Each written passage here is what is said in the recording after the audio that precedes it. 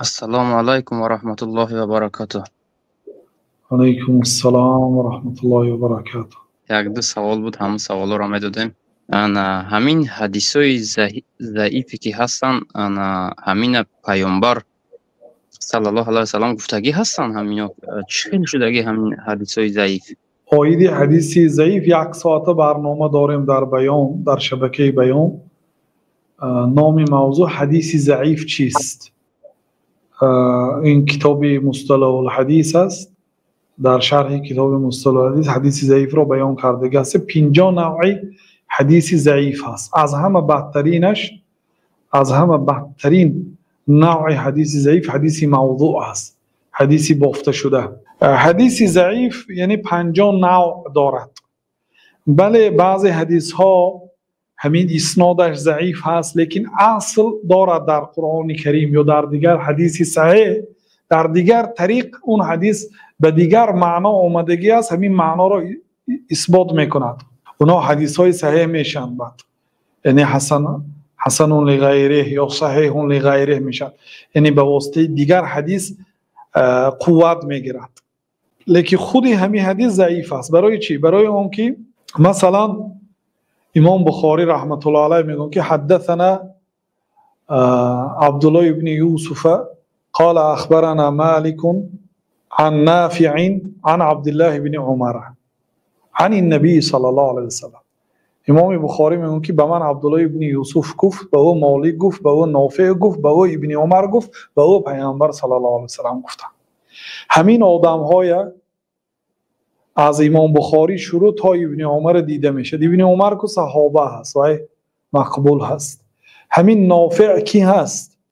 کی تولد شدگی است؟ کی وفات کردگی هست؟ چی تاریخ دارد؟ اینا علما آموختگی هستند.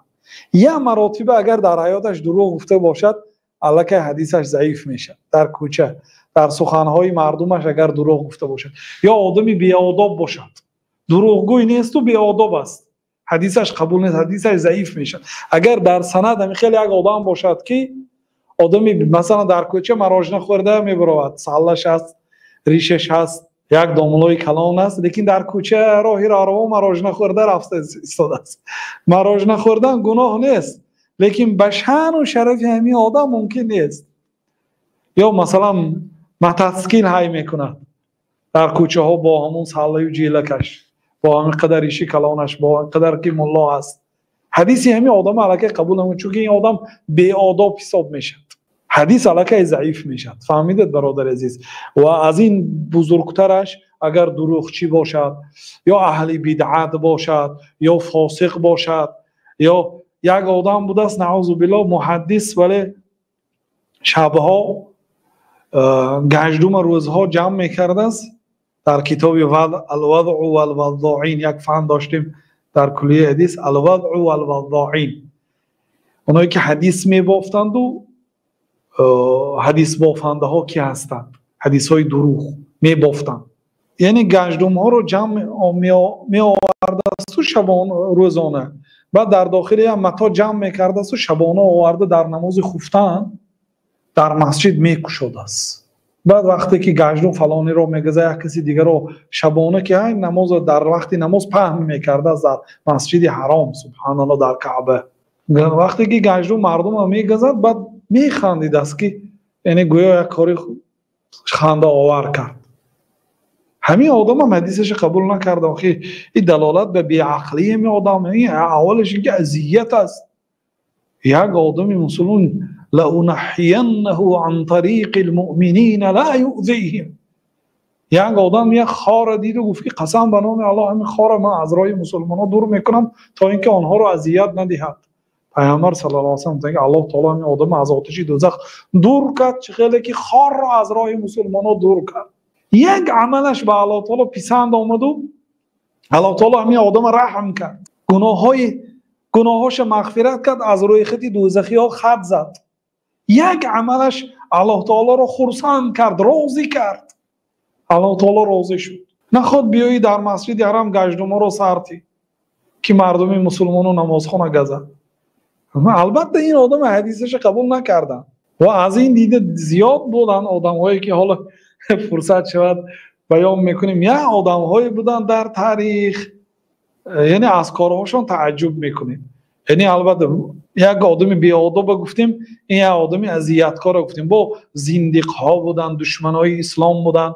یا مثلا یک آدم اگر ریشتراش باشد البته حدیثش قبول نیست، یا ناسکش باشد حدیثش قبول نیست مثلا، یا یک آدمی کوکنارخور و افیون خور باشد حدیثش قبول نیست. مثلا امام مالک گفتن که در همین مسجد نبوی 70 تابعین دیدم، تابعین آنهایی که صحابه ها را دیده است، همش مستجاب الدعوت بود. میگن مستجاب الدعوت یعنی آدمایی که اگر دعا کنند که الله حاضر باران بارد، گفت حاضر باران میبارد، دعاهاشون قبول است. یعنی اولیاها از همین 70 نفر آدم از یگانتش حدیث قبول نکردم، یگانت همیه حدیثاش نگرفتم، برای اینکه اونا اهل حدیث نبودن.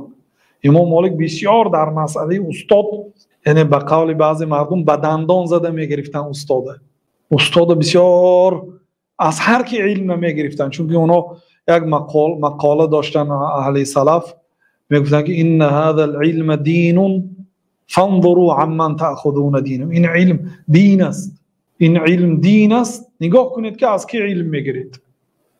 وقتی که از عمرو ابن دینار علم نگرفتن مردم سرزنش کردن، امام مالک عیب کرده شدن که برای چی از عمرو ابن دینار علم نگرفتی، حالا که تو زنده بودی و عمرو ابن دینار به مدینه آمده بود. عمرو ابن دینار تابعین است و امام ابو حنیفه از عمرو ابن دینار علم گرفتن، لیکن امام مالک علم نگرفتن، دیدن دانستند و وا خوردند و علم نگرفتن. برای چی علم نگرفتی؟ گفتن که دیدم که راست صدا حدیث میگفت، حدیث پیامبر صلی الله علیه و سلم رو راست صدا میگفت.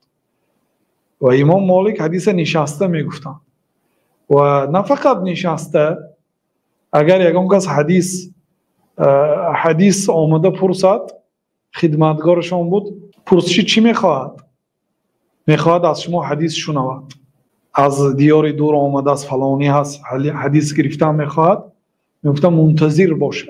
در آمده غسل میکردن، بعد لباس های قیمت بهاشون میپوشیدن، بعد سله هاشون میپوشیدن، بعد یک منبر داشتن در خانه شون، منبری بلند، بر بالای منبری بلند بر آمده می نشستن، عطرهای قیمت بها استفاده میکردن، بعد با یک هیبت بزرگ نشستن میگفتن که در آید.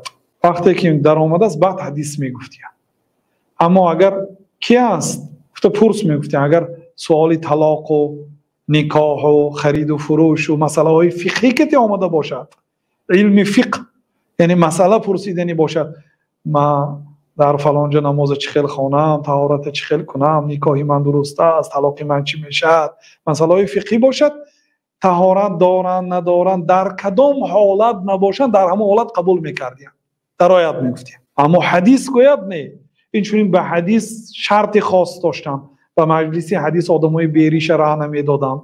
بیریش مقصد کودکایی که حال ریشش نسبزیده است، اما آدمی کلانی بیریش نبود در اون وقت، کافر هم ریش داشت، مردک که شد ریش داشت، الکی ریش نمیتراشیدن. یعنی مراد از بیریش کودکای بیریش. وقتی که یک آدمی بیریش، یک جوانی بیریش و پشتی یک آدمی ریشدار پنهان شده در آمدو، آدمی فربه بود و پشتی آدمی فربه و جار شده پنهان شده حدیث گوش میکرده است. بعد وقتی که امام مالک خبردار شدن که یک آدمی بیریش در مجلس اشتراک دارد، بعد مجلس استایاندن گفتن که چند حدیث خوندیم؟ گفتن 16 حدیث. گفتن 16 حدیث، 16 دره زنید این جوان را برای بی اجازت به درس در آمدگیش. 16 دره میزنن. به اون جوان میگه که کاش 100 حدیث میشنیدم و بعد 100 دره میخوردم، برای اونکه الکی وای حقی روایت از امام مالک را دارد. اخبرنا مالکم، و ما مالک خبر داد، گفته از مالک الکی حقی این 16 حدیث را روایت کردن را دارد. این براش یک فخر عظیم بود، برای اونکه آدم هایی که در زمان امام مالک زندگی کردن میگفتن که کانه من زینت دنیا ان یقول الرجل اخبرنا مالک. از زیب و زینت دنیا بود، از همه در دنیا چیزی خوشرو همین بود، چیزی قیمت بها همین بود که یک آدم بود که اخبرنا مالک و ما مالک گفت. از مالک حدیث روایت کردن فخر دنیا بود. بنابراین امام ابو حنیفه هم از امام مالک روایت کردن، شاگردشان ابو یوسف هم روایت کردن و اینچنین محمد ابن حسن هم از امام مالک روایت کردن، امام شافعی هم روایت کردن و امام بخاری گفتن که پدری من حدث عن مالک، از مالک روایت دارد. پدرشان، پدر امام بخاری، اسماعیل ابن ابراهیم ابن مغیره ابن بردیزبه بخاری، از مالک چند روایت های داشته. یه روایت اگر از امام مالک داشته باشیدم این یعنی فخر دنیا بود. کان من زینت الدنیا ان یقول الرجل اخبرنا مالک، از زیب و زینت دنیا بود اینکه یک آدم بود که به ما مالک گفت. مالک با خوردن دیدن فخر بود. الله رحمت کند. قاضی ابو یوسف یا محمد ابن حسن بعضی اون نقل میکنن، میگن که من جلست بین الهادی والمهدی والرشید. ظاهرا از قاضی ابو یوسف است. میگن که من در نزدی، چون که در زمان همین سه خلیفه قاضی ابو یوسف آخرش هارون الرشید چی بودن؟ قاضی تمام مسلمان های دنیا بودن. میگن که من در بین هادی نشستگی هستم، در بین مهدی نشستگی هستم، در بین هارون الرشید، یعنی سه خلیفه های مسلمان ها نشستگی هستم. والله هم هیبتی که در نزد مالک یافتم در اون پادشاه ها ندیدم. یعنی پیش پادشاه آدم در آید میترسد، دستاش پاهاش میلرزد، علال خصوص بار اول در آید. من میگم در نزد خلیفه ها نشستگی هستم، اون هیبتی که در مجلس مالک یافتم در نزد پادشاه ها نیافتم. از مالک میترسیدم. میگم حتی محمد ابن حسن وقتی که بار اول به درس امام مالک آمدن گفتن که مالکم. امام ابو حنیفه در درساشون خنده میکردن، میخنداندن، شوخی میکردن گاها، یعنی مردم عراق. وقتی که به مدینه آمدن میگن که کأن علی رؤوسهم الطیر، گویا که در سری شاگردان مالک پرنده نشسته است، اگر حرکت کنه پرنده میپرد. یعنی با چنین آداب و با چنین وقار و آرامی در مجلس نشستین. بعد محمد ابن حسن گفت که با شما چی شد؟ مگر شما در داخل نماز هستید؟ گفتین. یعنی امام مالک همین خیلی یک قاعده عظیم داشتن، از هر که علم نمی گرفتن. چنین از یک آدم علم گرفتن، هر حدیثی که از همه آدم علم گرفتن حدیثاشون ضعیف برآمد. بعد پشیمان شدن. بعد آدمو عیب کرد که برای چی از این علم گرفتی؟ این آدم که حدیثش ضعیف است، آدم ذهنش در آب و رو هست، از همه آدم علم گرفتی.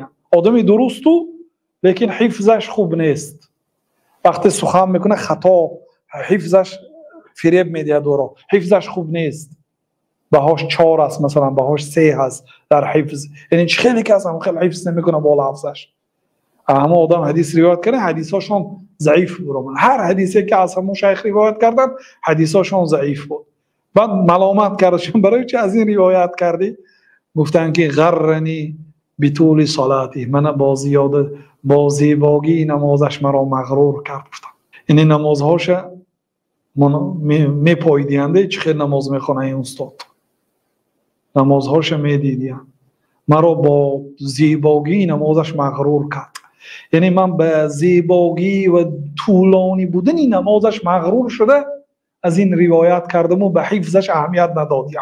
یعنی هم حفظش به درجه عالی باشد و هم تقوای و آداب و رفتارش به درجه عالی باشد. حالا یک کتاب است المروءه و خوارمها، یک جلد غفص است، المروءه و خوارمها، عملهایی که مروت آدم میریزاند. من مثال آوردم که در کوچه راست ایستاده خوردن یا در بازارها خوردن یا راست ایستاده نوشیدن، این کارا گناه نیست لیکن مروت میریزاند. آداب مثلا سری لوچ برآمد کردن در مردم اهل مشرق این چی بود؟ یعنی ریزانیدن مروت حساب میشد در زمانهای قدیم. شاید حاضرم، یعنی بسیار برادران ما رو هم تنقید میکنن که سرپوش نداری.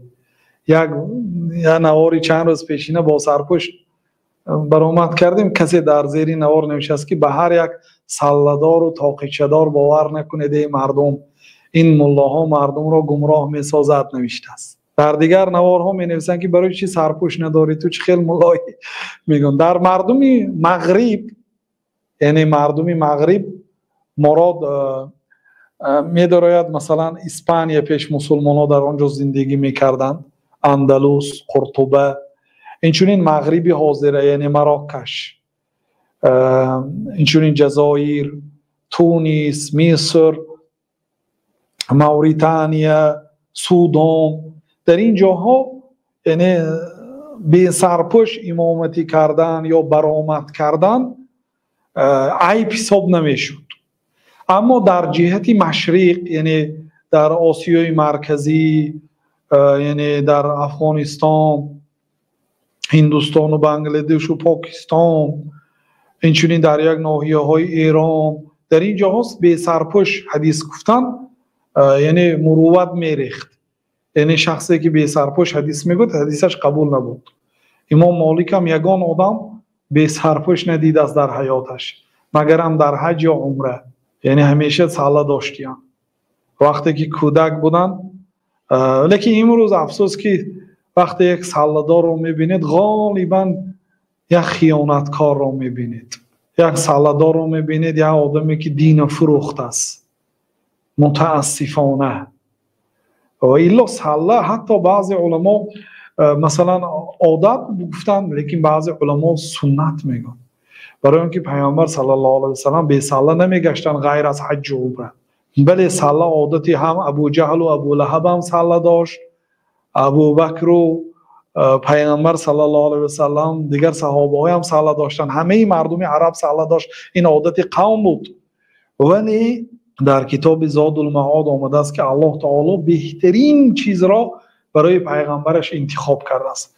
وقتی که سرپوشی پیغمبر صلی الله علیه و سلم ساله بود، این دلالت میکند که این اختیار الله تعالی هست برای پیغمبر صلی الله علیه و سلم، بنابراین کسی ساله میپوشد ثواب است. لیکن نماز ساله دار از نماز بی ساله 70 درجه پست است، خیلی گپ دروغ است. اینو حدیثای بافته است. خیلی که از سوال شما آیدی حدیثای ضعیف بود، اون حدیثای ضعیف قاعده ها دارد ده. خلاصه در همین سند یعنی همون مردهایی که حدیث روایت کرده ضربینش یگان آدمی دروغگو یا بی آداب یا آدمی فاسق یا آدمی که ذهنش کند است باشد حدیث ضعیف میشه. میگم عبدالله ابن لهیعه اگر در سندها باشد حدیث ضعیف میشد. اینم به شرطی که می عبدالله ابن لهیعه این حدیث کی روایت کرده است. عبدالله ابن لهیعه آدمی درست بود که از خر افتید، از روزی که از خر افتید ذهنش در آبرو شد، حفظش ویران شد، یا بعضی کتاباش بعضی دشمناش سوزاندن، حدیثاش وقتی که سوزانیدن دیگر غمگین شد و عصباش خراب شد و حدیث غلط میگفت، یا اینکه دیگر از کتاب نه و از حفظش روایت میکرد، حفظش نادرست است، حفظش اینقدر بقوت نیست، بنابراین جدا میکردن. عبدالله ابن لهیعه این حدیث کی روایت کرده است؟ اگر تا زمانی کتابهاش سوختنش روایت کرده باشد حدیث ها صحیح است. اگر بعد زمانی که کتابهاش سوخت و ذهنش عصباش خراب شد بعد اون روایت کرده باشد حدیثاش ضعیف است. این تاریخ دانستن در کار که همین آدمی که از عبدالله ابن لهیعه حدیث را روایت کرده است کی روایت کرده است، تاریخ علمی حدیثی تاریخ روایتش دانستن در کار است. این علما خیلی زحمت کشیدن برای حدیث وقتی که ضعیف میگن یا حدیث صحیح میگن عمری خود را برای همین صرف کردن برادر عزیز و برای ما جدا کرده دادن این حدیث صحیح است این حدیث ضعیف است گفته. بنابراین آدم‌های عامی یا حتی فقهایی که از علم حدیث با خبر نیستن اونا مجبور هستن که عالم حدیث تقلید کنن. فلانی اگر حدیث صحیح گونه به علم و امانتش باور داشته باشن قبول میکنن، اگر حدیث ضعیف گونه دیگر به اون حدیث عمل نمیکنن. همین گونه برادر عزیز حدیث ضعیف یعنی بحث طولانی دارد. حدیث ضعیف یک فن مستقل هست در کلیه شریعت، نه فقط حدیث ضعیف بلکه خود یه نوعش ما گفتیم که حدیث ضعیف 50 نوع است. آیدی حدیث ضعیف میتونید به کتاب الحدیث الضعیف و انواعه از آن دکتر عبدالکریم خدایر استادمون هست، این کس رساله دکتراشان آیدی حدیث ضعیف هست. یعنی تمام مسئله های دایر به حدیث ضعیف رو در یک کتابی رساله دکترا جمع آوری کردن و رساله های دکترا و این چون رساله های نامزدی یعنی ماجستر اینا به نهایت رساله های فایده‌ناک هستند. اینا فرق میکنه از یک کتابی که یک عالم خودش نوشته است. این رساله ها چه؟ این رساله ها بعد اینکه دانشگاه تمام کرد، مثلا فن حدیث رو تمام کرده باشد، یک کتاب می نویسد در مدت 4 سال تقریبا آیدی یک موضوع از نگاه علمی حدیث و در این باره مشرف دارد. مشرف یعنی یک استاد سالخورده متخصص آیدی علمی حدیث است که همین رساله تا نوشتنش راهبری میکند این طلبه را. بعد اینکه کتاب مکمل شد، این کتاب به دو دانشگاه، به دو استادی که از غیر این دانشگاه هستند، مثلا در دانشگاه مدینه خوانده باشد به یک استاد فرستاده میشد که در دانشگاه مکه مدرس است یا در دانشگاه ریاض است و دیگر دانشگاه در دیگر استادها فرستانیده میشد. اونا دو کس کتاب زیر ذره‌بین میگن که یعنی هر یک کلمه‌ش از نظر میگذارونن. برای اونها فرصت داده میشد اونا کتاب اثر از همین عنوانش شروع میکنن. من در بعض دفاع رساله دکترای بعضی اهل علم اشتراک کرده بودم، از همین عنوانش خطایی یافتن. عنوانی نام کتابت خطا هست میگفتن. چون خطاگی مییابد که اون آدم صاحب کتاب فقط همین قدر گپ میزند که درست گفتید، الله برای شما جزای نیک دهد، اصلاح میکنیم ان شاء الله. یعنی برای چی؟ برای اون که اگر اون آدمی که خطاگی یافت البته برای خودش پیشکی جواب آماده میکند که او صاحب کتاب چی جواب میگردونه. البته بعضی عالم‌ها هستن که جواب میگردونه، جواب گردانیده شاید محقق را به خطا برآورد، لیکن نادر است. به هر حال دو عالم کتاب از نظر گذرانیده برآمده از کتابش خطایی ها مییابند، بعد در حضور مردم هم مشرفش هم دو آن استادی که این کتاب دیده برآمدن و حضور تماشابینان کتاب اثر تا آخر چند خطاگی که این عالم یافت یا آن عالم یافت در پیش مردم جواب میگوید به هر یک خطاگیش. بعد اگر کتاب به طلبات موافقت کند و جوابگو باشد، بعد کتاب بهای بلند داده میشد و حکمی چاپ کردن برآورده میشد. میگن کتابش سزاوار است که چاپ کرده شد.